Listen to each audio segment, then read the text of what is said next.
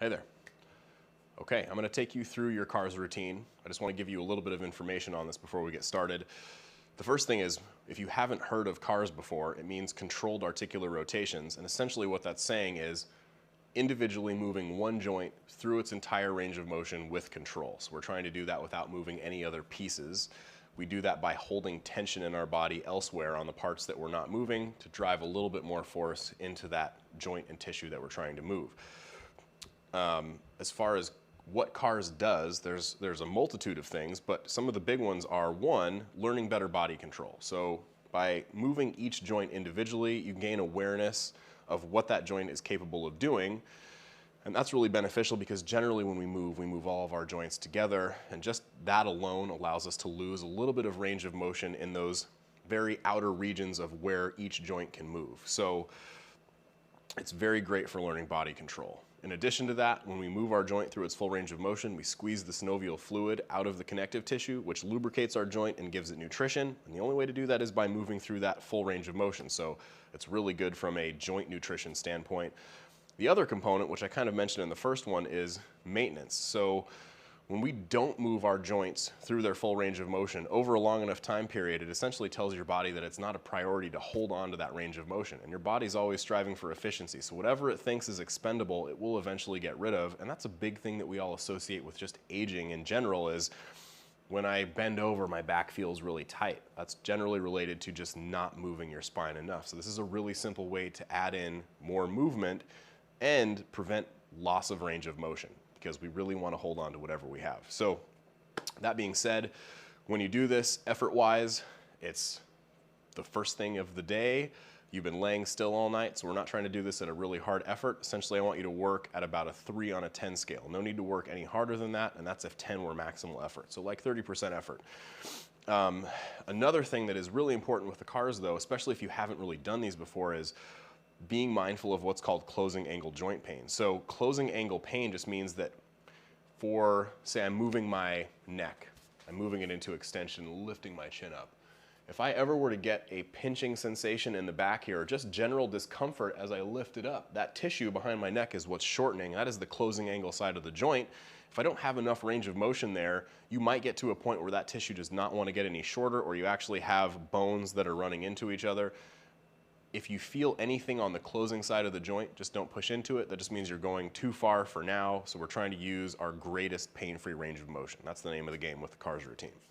All right, that being said, I'm gonna give you a little more explanation on some of the bigger pieces of the CAR, because my neck, for instance, it does a whole bunch of stuff. I can turn, I can laterally flex, I can regular flexion and extension, lifting my head up and down.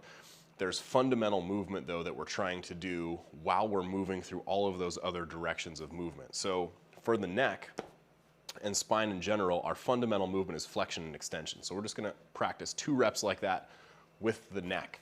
So what you wanna do, think collarbones down, everything's very still, give me a little bit of body tension. Now I want you to try to pull your chin straight back. Think like you're making a double chin. Now you can just relax and let the chin come forward. We're gonna do that one more time, chin back. And then relax. So now to go through the full neck CAR, we're going to retract the chin first. So pull your chin straight back. Now keep pulling it back as you move down towards the collarbones. Take that as far as you can, comfortably. Now you're going to keep pulling the chin back as you turn to the left. Turn along the collarbone. Think about leading with your chin. When you're stuck, you're going to try to lean that left ear behind the left shoulder. Again, greatest pain-free range of motion. From here, lift the chin. Keep the chin high as you rotate all the way across. Think about that chin making a nice big circle all the way over to the other side. When you get to the other side, try to lean that right ear back behind the right shoulder, if it will go there and not cause any discomfort on that side. From here, we hold that position, start by retracting that chin, trying to make your double chin, move it down towards the collarbone. Now keep tucking it back as you move back to the middle. That was a half. We're gonna go the other way now. So retract the chin, stay down, rotate to the right along the collarbone. When you feel like you've maxed that range out, now lean the right ear back behind the right shoulder, lift the chin, keep the chin high as you rotate all the way back across to the other side. Again, when that rotation is maxed out, now you can lean the ear back behind the shoulder. Now start tucking that chin back into the double chin. as you move down to the end of the collarbone, back to the front. Now we're going to go through one more in each direction. So again, retract the chin, tuck it down towards the collarbones, turn as far as you can comfortably to the left, lean that ear over behind the shoulder. Now lift the chin, keep the chin high as you rotate all the way across. When you get to the other side, try to lean that ear behind the shoulder. Now tuck the chin back, down towards the collarbone, back in front, and now we'll finish that last direction. So keep retracting the chin, turn to the right along the collarbone, lean the ear back behind the shoulder, lift the chin. Now keep holding the chin up as you rotate all the way across to the other side. When you get there, try to lean that left ear behind the left shoulder, pull the chin back, and then down along the collarbone. Those are our neck cars. We're just going to sort of work our way all the way down. So next, we have our shoulder blades. Our shoulder blades essentially have 4 directions of movement. We can lift them up, that's called elevation. You can move them down away from your ears, that's depression. We can retract, that's pulling them back together, and we can protract, that's kind of pushing them apart. When we do this, we want to eliminate other movements. We want to keep everything nice and tall. So just take a breath in, give me some good body tension through your abs like you're trying to do a standing plank. Let your arms just hang at your sides. Try to keep your fingers in contact with your legs here. Maybe glance down and look at your arms. Look at your elbow pits. I want you to try to keep your elbow pits facing forward like they're lasers pointing out of them, and you're trying to keep those lines parallel. We don't want to let the lines cross into each other or move away from each other. Again, that's going to take practice though, so don't sweat it too much. All right, so the first thing we're going to do is lift our shoulder blades up into elevation. Now, keeping them up like that, you're going to try to pull them back together. That's retraction. I'll show you from the side here now.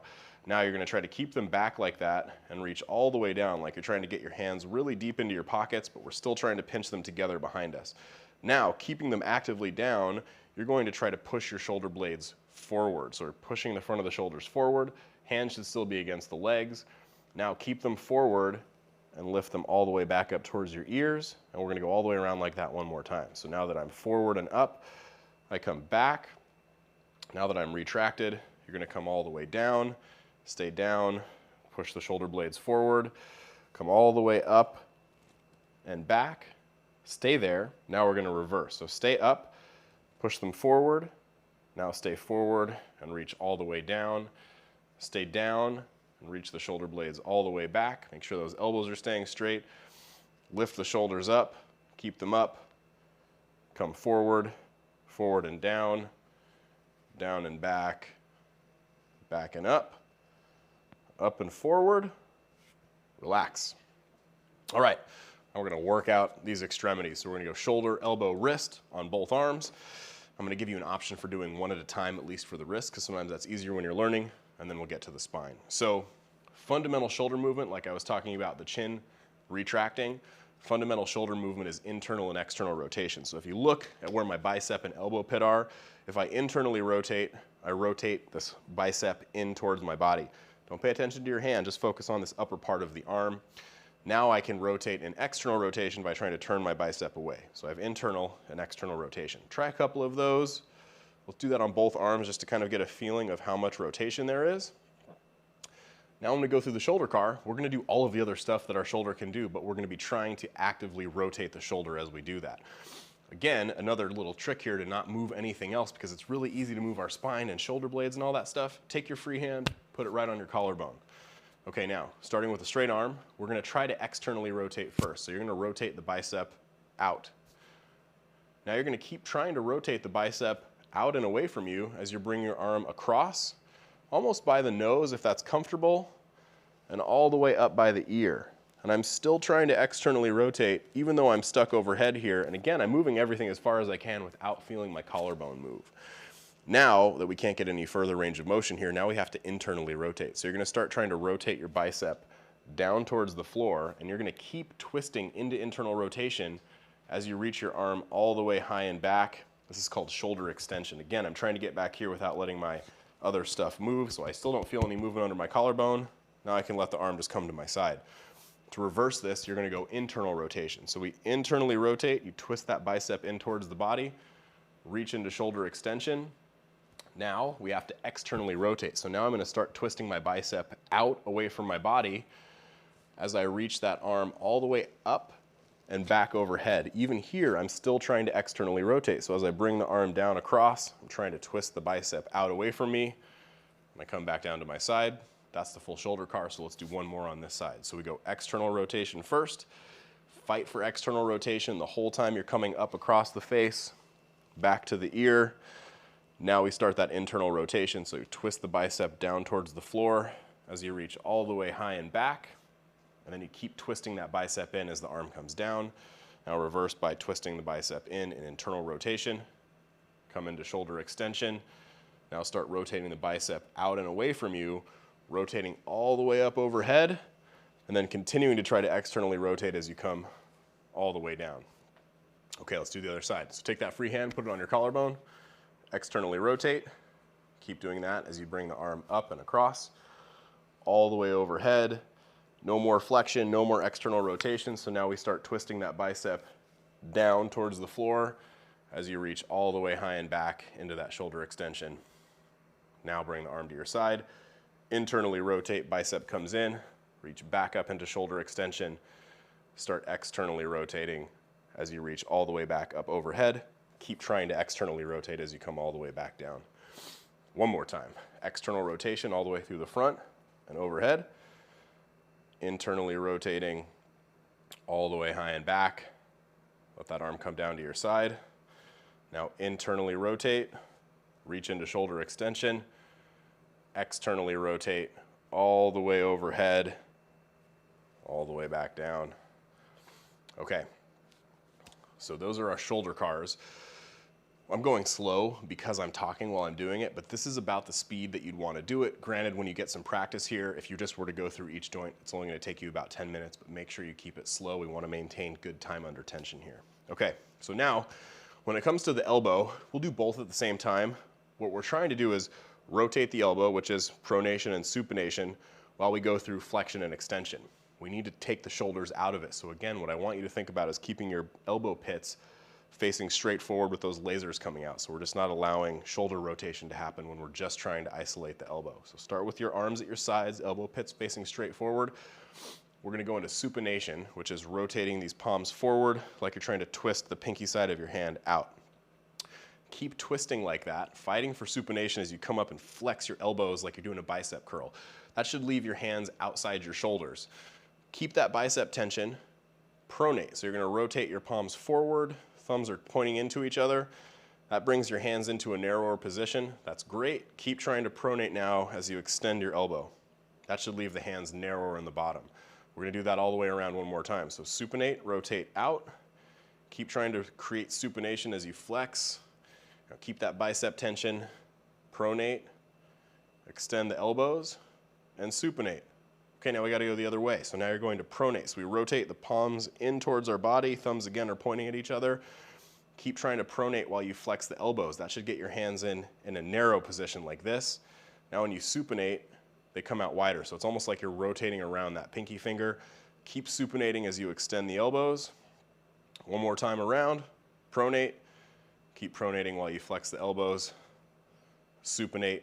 Now keep supinating while you extend. That's the elbow car. All right, now when we do our wrist, the wrist is tricky because it wants to move with our elbow. We generally move our wrist and elbow all together. You could do wrist cars from any position, but to learn these, think about keeping your forearm flexors facing up. I'm going to do one hand at a time just because it's going to be easier to explain and easier to learn if you've never done these before. We're going to start with spread fingers and a straight line between the fingers and the hand. So you want to maintain tension here. Try to not let your fingers bend at the knuckles. Now I'm going to grab my forearm here. I'll show you from the side first just so you can see what I'm doing. If I feel my forearm rotating in my hand, that tells me right away that my elbow is moving. So if you feel that, just try to stop, reset so your forearm flexors are facing up. Try to go through the rest of that wrist movement. So we start with wrist extension. So I'm going to pull my fingers down so my palm is facing forward. Now that I'm in that end range of wrist extension, I'm going to move my pinky side in, but I'm still trying to pull my fingers down towards the floor. That's as far as I can get. So now I'm going to reverse and flex my wrist, which is now bringing my fingers up so my palm is facing me. Now we have to go all the way around this way, Try to move your index finger side of your hand over. You're going to notice that you run into a hard stop there pretty quickly. So keep trying to move that side of the hand over while you go back and extend the wrist. Palm forward, fingers down. We're going to go all the way around again. So we move that pinky side in and up. So now the palm is facing us. We're in wrist flexion. Now we move the index finger out. That's as far as it goes. So then we just extend the wrist. We're back into extension. Now we're going to reverse it. So I'm going to try to move my index finger over. That's as far as it goes. So now I just flex the wrist, fingers are pointing up, palm is facing me. Now I move that pinky side in. You're probably going to get to about where your hand and fingers are sort of parallel with the ground. Any more than that though is that elbow rotating. So once I get to this position, now I just have to extend my wrist, fingers down, palm faces away, all the way around one more time. So I come in and up. I move over towards the pinky side and then extend the wrist, and that's it. Let's do the other side. So same thing, grab that forearm, extend the wrist, move in towards the pinky side, flex, fingers up, palms facing you, move over towards the index finger, so out away from your body. Now slowly extend the wrist, come back in, up, all the way back over, and down, again, palm facing away. Now we're going to reverse, so keep trying to pull your fingers back towards you. Move that index finger over towards the thumb side. Now start to flex the wrist, so your fingers are pointing up, palm facing you. Move over, hand, pinky's parallel with the ground, and we extend the wrist, come all the way back down, all the way around one more time. Back through towards the index finger, back up into flexion, palm is facing you, over. Once we're parallel to the ground, go back and extend that wrist. That's the wrist cars. Now when you get good at those, you can do both at the same time, just like what we did for our elbow cars. It's just important that you learn those well enough that you're not letting your elbows rotate while you do it. Okay, spine. So just like what we did with our neck, that flexion and extension, that's fundamental spine movement. So just for a couple practice reps here, take your arms, wrap them all the way around your front, like as far around as you can comfortably get over your shoulders. Now I want you to squeeze your butt and your quads. Your goal is that your hips are locked in place. Like if this was a bowl of water, I don't want you to let any water spill out of it. All I want you to do here is find how much spine flexion you can get. So maintain that quad and glute tension and just round your back until you feel like it has to stop there. And the only way to go further would be letting your hips actually move. From there, now we're going to go back into extension. So you're going to extend your spine, lift the sternum all the way up, find as much extension as you can get comfortably. Now we're going to be doing that while we go through all of the other stuff that our spine can do. So very similar to the neck car. So with those arms wrapped around the front, squeeze the quads and butt, you're going to go into your end range of spine flexion. So round the back. Now we're going to rotate to the left. Twist to the left as far as you can. Think elbows and sternum are twisting. Once you're stuck, you're going to try to side bend to the left. So I crunch my left armpit down towards my left hip. That's all that I can get here, so now I have to go into spine extension. So I'm extending my spine, I'm lifting my sternum up, but I'm making sure that I'm staying leaned over and rotated. Now when you're all the way in extension, we're going to rotate all the way across to the other side in extension, just like we did with our neck. When I get here now, first thing I'm going to try to do is lean to the right. So I'm going to bring my right armpit towards my right hip. That's it, I'm stuck there. So now we go back into flexion, rounding the back, then we rotate back to the front. And now let's reverse. So hold flexion, rotate to the right, side bend to the right. Hold that now while you extend your spine. Fight for all that extension you can get. Rotate across in extension, side bend to the left. Hold that now as you round your back, getting back into flexion. Rotate back to the front. One full down, now one to go. So twist back to the left. Side bend to the left, slowly extend the spine, rotate across in extension, side bend to the right, hold that, round the back, rotate back to the front. Now last one, rotate to the right, side bend to the right, hold that, extend the spine, rotate all the way across in extension, side bend to the right, hold, round into flexion, now rotate back to the front. All right, that is a spine car. Next is our hip. So just like our shoulder, our internal and external rotation, that's fundamental hip movement. I'm going to show you from the front, and we're going to do these standing. I highly recommend that you do these holding onto something for balance. I'm not going to hold on to anything because I don't have anything convenient here, but the idea is that if we're trying to get through our full range of motion with our hip, if we're dealing with trying to balance at the same time, it's going to lessen your range of motion. So just hold the wall, piece of furniture, whatever works. If I hold my hip at about 90 degrees, keep my hand here because I don't want to move my pelvis. I just want to make sure my femur is twisting.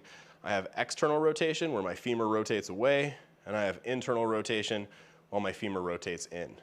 I'm already losing my balance. So go ahead and go through a couple of those. Let's try the other side. The goal here is that we're really trying to strictly rotate and not let any linear deviation happen, which again takes practice. It's also easy to move the spine and other parts, so again, over time you'll get better at these. Now, we're going to be trying to do that rotational movement as we go through all of the other linear hip movements. So whatever leg you're using, I want you to keep that hand on your pelvis, and your goal is to get through as much of this range of motion with your hip as you can without feeling any movement in your hip bone, because essentially that's your spine moving, and we're just trying to isolate the hip. So we're going to start by going into as much flexion as you can comfortably get without any discomfort in the front of the hip. Now we're going to adduct. That means we're going to bring that knee across the midline, very much like what we did with our shoulder. Now here we go into external rotation. Now you're going to keep externally rotating. We're going to abduct the hip. That means you're going to bring your thigh out to the side, again, as far as you can without letting your hip bones move. Now we're going to internally rotate. So that means I rotate my ankle across, my shin's pointing out on this side of the knee, and I'm going to keep trying to internally rotate as I reach my hip all the way back, if you're watching from the side, into extension. Now to reverse, start by just pushing into hip extension. Now you're going to hold that hip extension, and we're going to bring the knee and ankle straight out. That's just abduction. Again, you want to do that without letting that pelvis move. So find as much as you can bring the leg out. Now we're going to lift that knee up and out to the side, but you're going to keep trying to internally rotate. So that means you're pushing your ankle out to the side. And when you're stuck, we hold there and just go back external rotation. So my shin swings across, my ankle's inside my knee. Now I'm going to keep doing that external rotation as I come all the way across and down. It's a lot of talking to get through the hip car, but there's a lot of nuance there. So let's do that one more time. Hip flexion, adduct, and externally rotate. Keep fighting for that external rotation as you come out into abduction. Hold there, internally rotate, reach all the way back into hip extension, bring the knees together. Now let's reverse. Hip extend, bring that knee and ankle straight out to the side in abduction. Keep lifting that knee up and out as you fight for that internal rotation, holding the ankle outside the knee. Externally rotate. Keep doing that as you come all the way across and down. A good way to feel that is it should feel like work in the hip that you're moving. Also work in the hip on your standing leg, because that thing should be pretty tight enough that it's not letting anything else move. So if you're feeling tired on both legs, you're doing good. Okay, other side. So I can go hip flexion. Now I adduct and externally rotate. Keep externally rotating as you come out to the side. When you're stuck, switch to internal rotation so that ankle swings outside the knee. Now keep fighting for that internal rotation as you reach that leg out and back into hip extension. Don't let that pelvis move. Bring the knees together. Now reverse by hip extension. Keep extending that hip as you bring the knee and ankle together straight out, just abduction. There's not a ton of movement there. Now you're going to bring that thigh up and out while you try to internally rotate. So holding that ankle outside the knee. Then we externally rotate, come back across and down. One more time. So I go hip flexion, adduction, external rotation. Keep fighting to externally rotate as you come out. When you're stuck, internally rotate all the way back into hip extension. Let the legs come together. Now reverse, hip extension, knee and ankle come out to the side. Now lift that knee up, keep internally rotating. Now externally rotate, come all the way across and down. All right, next, I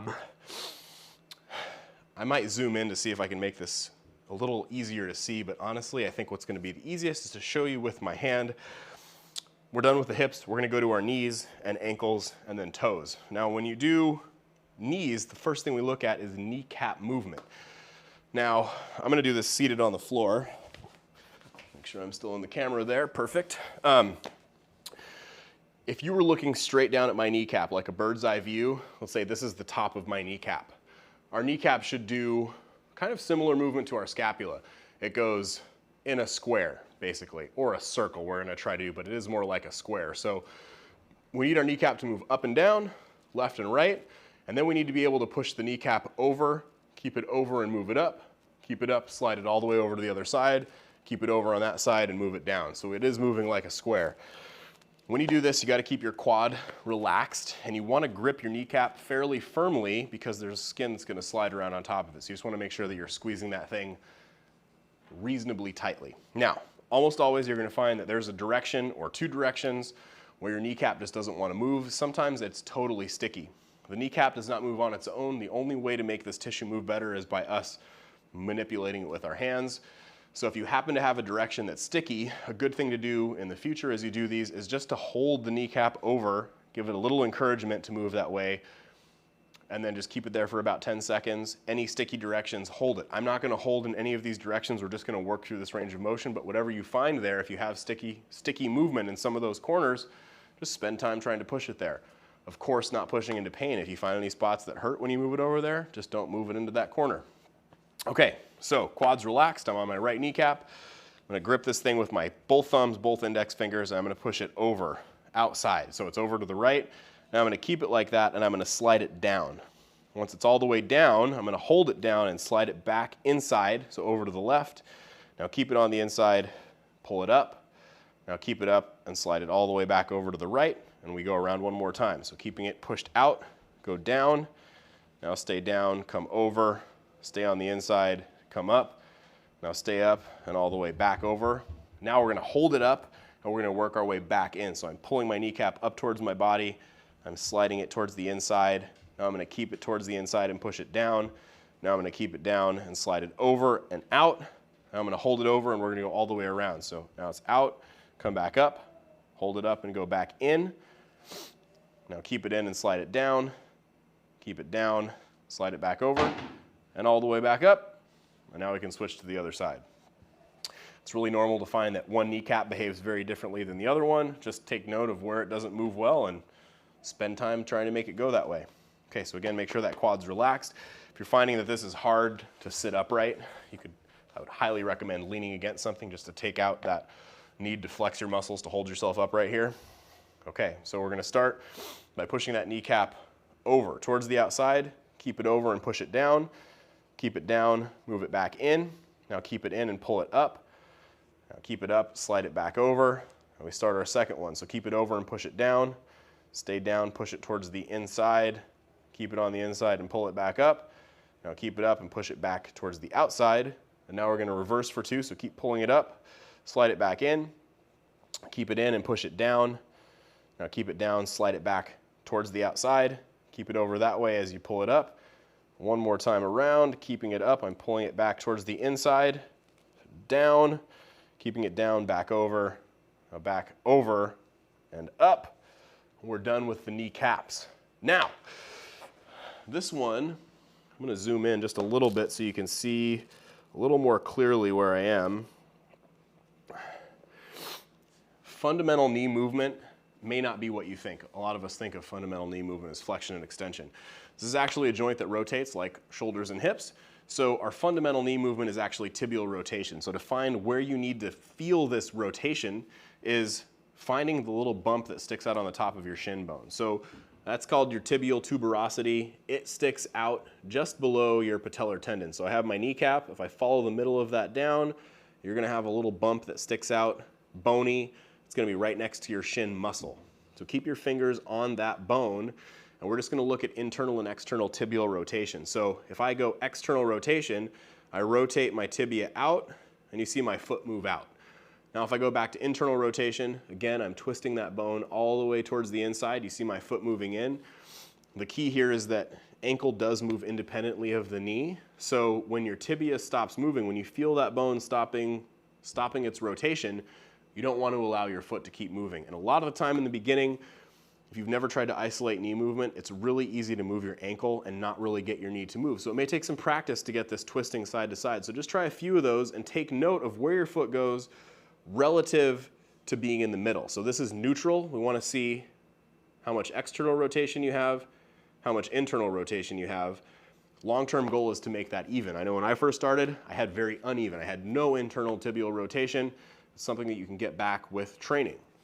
Okay, so if I have my internal and external rotation here, let's see the other side.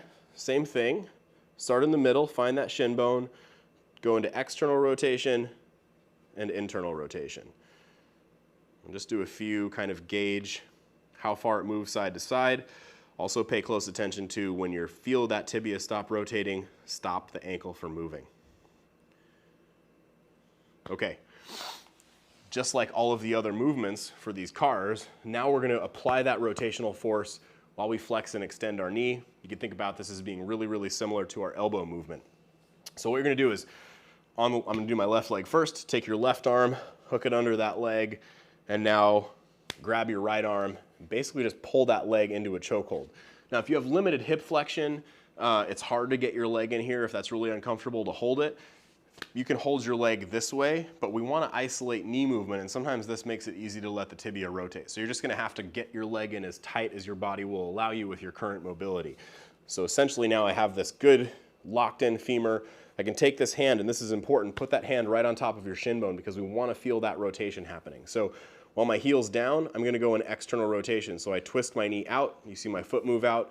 I'm going to keep trying to externally rotate while I extend my knee, just up to the point where I have some hamstring tension. Don't lock your knee out. Now I'm going to go internal rotation. So as I twist in, I want to feel that shin bone move. It may not happen yet, but twist in as much as you can. Now keep trying to internally rotate while you flex the knee. We're going to go all the way around one more time. External rotation, keep fighting for that as you extend the knee. Internal rotation, keep fighting for that as you flex the knee. Go back to external rotation. Now we're going to reverse. So go to internal rotation. Now keep trying to internally rotate while you extend the knee. Now externally rotate. Keep holding that external rotation while you flex the knee. One more time. Internal rotation. Extend the knee. External rotation. Flex the knee. Okay, let's do the other side. So same thing. Now it's my right leg, so I'm going to wrap my right arm under my knee pit here. I'm going to grab my left bicep and put my left hand right on my knee. Again, external rotation. Keep externally rotating while you extend the knee. Now internally rotate while you flex. External rotation again. Keep doing that while you extend the knee. Internal rotation. Flex the knee. Go back to external rotation. Now we're going to reverse. So go internal rotation. Keep doing internal rotation while you extend the knee. External rotation while you flex. One more time. Internal rotation. Extend the knee, external rotation, flex the knee, and back to internal rotation just to close the circle. That is your knee car. Okay, ankle cars. You can do this holding your leg in the very similar position that we did, but I think it's a little harder to learn that way. So I'm going to have you put your heel out just to the point where if you tried to push the ball of your foot down, you're not going to be able to get it to touch the floor. Scoot back a little bit, so I'm back in the frame. Okay, so now when we move our ankle, we don't want to allow that tibial rotation that we were just focusing on. So I want you to put your fingers right on that front of your shin bone here. Your goal is to get through your full ankle car without letting that tibia rotate. One thing that can get confusing is that you're going to feel your shin muscle flexing and relaxing a lot. Ignore that because that has to happen to pull your foot up and down. Just make sure you're not allowing that actual tibial tuberosity to twist side to side. If it happens, just try to stop the ankle car, reset back to the middle, and then continue on. Again, it's going to take practice, so don't stress if it doesn't happen right away. So hold that bone. Now we're going to go into plantar flexion. So I'm just going to push my left foot down like I'm trying to push a pedal down. Now keep pushing that ball of the foot down and move in towards the big toe as far as you can without that tibia moving. Now keep trying to move that big toe in as you pull your foot all the way back up into plantar flexion. Now you're going to keep pulling your foot towards you as you move all the way over towards that pinky side. Again, don't let the tibia move. Get that pinky side out as far as you can. Keep pushing out like that while you push the ball of the foot down. Now keep pushing down as you move back in towards the big toe, and we go all the way around again. So keep pushing that big toe in as you come up. Keep pulling up towards your body as you move out towards the pinky side. Keep pushing that pinky side out as you come down. Come all the way back in towards the big toe. Now we're going to reverse, so keep pushing down, move out towards the pinky side. Now keep pushing out that way as you come up. Keep pulling that foot up as you rotate all the way across. Keep rotating that big toe over as you push down. Let's go all the way around one more time. So over towards the pinky side. Keep pushing over as you come up. Now stay up, rotate all the way across. Stay across towards the big toe as you push down. And that's it. So it's basically like trying to draw a big circle with the ball of your foot. We just want to get as much range as we can without that knee helping out. So other side, again, you want to slide that foot out far enough that you can't touch the ball of the foot if you push down. Keep pushing down, move in towards the big toe. Keep moving that big toe side in as you pull the foot up. Keep pulling up as you rotate across. Keep rotating across towards the pinky side as you push down. Keep pushing down, move in towards the big toe. Keep doing that as you pull your foot up. Keep pulling the foot up as you rotate across. Keep pushing that pinky side out as you go down. Come in towards the big toe side. Now let's reverse. So keep pushing down as you move the pinky side out. Keep pushing that side out as you pull the foot up. Keep pulling the foot up as you rotate over towards the big toe side. Keep pushing that big toe over as you come down. Keep pushing down, come around one more time towards the pinky side, all the way up. Now keep pulling up as you rotate across. Keep pulling across as you come down. Keep pushing down as you go out to the pinky side. Ankle cars are done. Okay. Lastly, we're going to go through toe cars, and the main reason that we do toe cars and not finger cars per se, we can do finger cars, but generally we get a lot of movement through our fingers, a hell of a lot more than we get for our toes, so it's really good to get some practice learning how to move our individual toes, because there's some really important things that our feet do that allow all of these other joints upstream to work better. So I'm going to do these standing, and I'm going to zoom in a little bit just so you can see what I'm trying to do with my toes. Right there. Okay. So this first thing that we're going to do is called big toe extension. It's essentially lifting our big toes up. No matter what, when you do this, we want to try to keep the ball of our foot down and not roll on the outside or the inside when we do this. So again, we're just trying to eliminate any ankle movement. And what I want you to do here is get your big toes close together so they're almost touching or maybe very lightly touching. Now what we're going to do is try to pick our big toes up off the floor without moving any of the other toes. Go ahead and try that. Now what you might find is that as you lift your big toes up, they want to move away from each other. We generally have lost our ability to adduct our big toes, push them together or towards each other. So as you lift your toes up now, I want you to try your hardest to try to lift those big toes up and keep them touching. We're going to do that 3 more times. So go ahead and bring them down, pull them back up, down, up, down, up, down. Practice that one a lot. That is very relative to what controls our gait. We need to roll off that big toe into extension, so it's really important for just walking around. Now, you can keep those big toes close to each other. We're not going to do anything with them just yet. Now what I want you to do is try to lift your 4 outer toes up without rolling onto the inside of your foot, and then put them back down. Lift the 4 outer toes up, put them down. Again, 3 more times. Lift, set them down, lift, set them down, lift, set them down. Now we're going to do some toe taps. So lift all the toes up, try to keep them up, try to keep those big toes close together. Now try to touch just the big toes down and bring them back up. That was 1. We'll go 4 more times. 2, 3, 4, 5. Now keep all the toes up. Now we're going to tap the 4 outer toes. 1, 2, if you can, keep the big toes touching. 3, 4, 5. Set the toes down.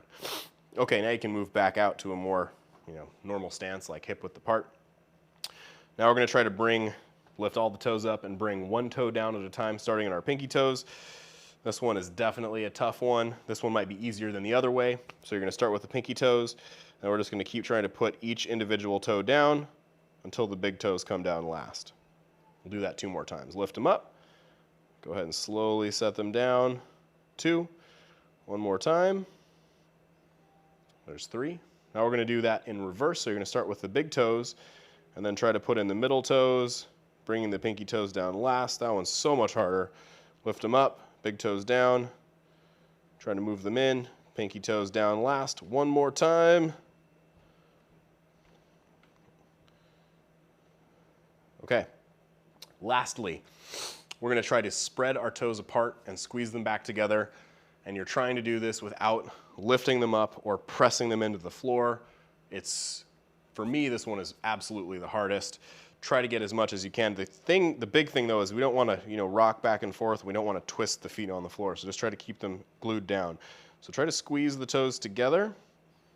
Now try to spread them out. Together, back apart, together, apart, together, apart, together. We're going to do that 2 more times. Back apart, together, apart 1 more time, and together. Okay. You just did your full cars routine. The key with the cars is to do these every day. Prioritize that because you're not going to lose any range of motion and you are going to get better body control over time and you're going to give your joints really, really good nutrition. So do your cars every day. Thank you.